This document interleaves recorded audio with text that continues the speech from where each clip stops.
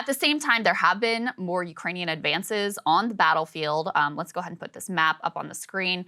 You can see it's like a little animation here. You can see Ukraine's success in regaining territory since September 1st. They continue to push further east.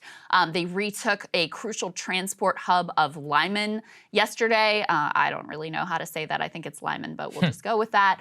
And so this is, I mean, part of why this is so humiliating for Russia is Lyman was part of the territory that they supposedly just annexed. And then like literally a day later, they've lost it, which is again why these referendums, even if you thought like, oh, they did everything to make it free and fair, which is absurd and preposterous, but let's just say that you really think that, the idea that you can set a boundary line right now in the middle of a war and an invasion in occupied territory is ridiculous. Like, oh, these people were Russians yesterday and now they're Ukrainians again.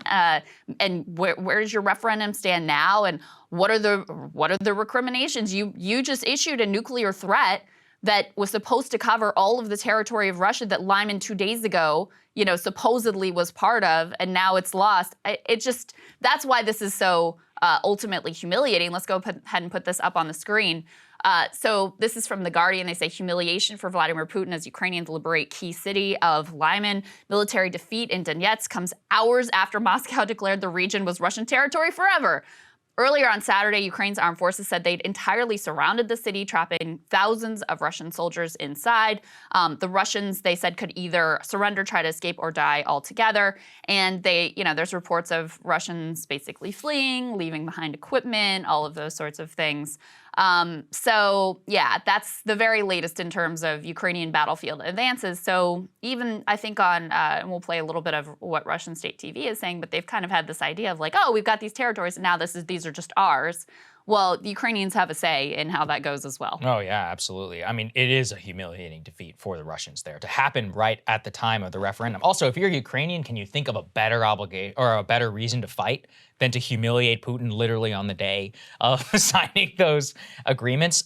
Let's just underscore what you said previously, which is that this ain't going so well for Russia. Like, things right now over there domestically are a bit of a disaster. And I think underscoring that consistently on the military front is very important. You also found this, which I think is amazing and just highlights the consternation at home in Russia. Let's put this up there on the screen. This is a clip that we're showing those who are watching. We have subtitles there. We didn't want to play it because we know that many people are listening. But what you essentially watch is you see a Russian pundit reveal that they are not supposed to mention the loss that has just happened in Lyman. But then he has to say in broader terms, we know that everyone knows things are not going well right now for Russian troops. And then some idiot chimes in and goes, well, Kiev might start bombing Moscow immediately. That is the level.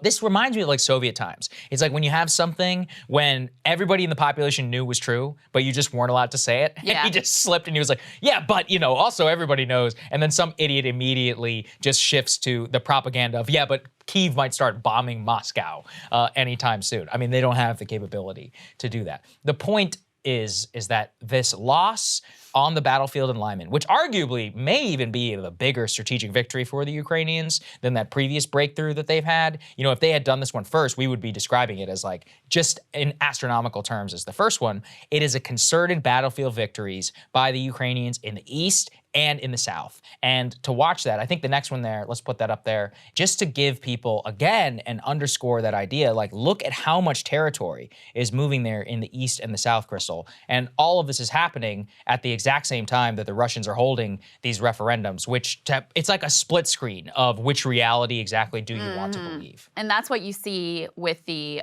state TV discussion there, where the one dude is like, y'all are living in like a fairy tale land. Mm-hmm. You're imagining that these how do we even debate when you're pretending these lines are here and they're said? We don't even really know where the lines are. Right. And you're not even allowed to say that part of this territory that we were pretending was ours has now been taken back by the Ukrainians.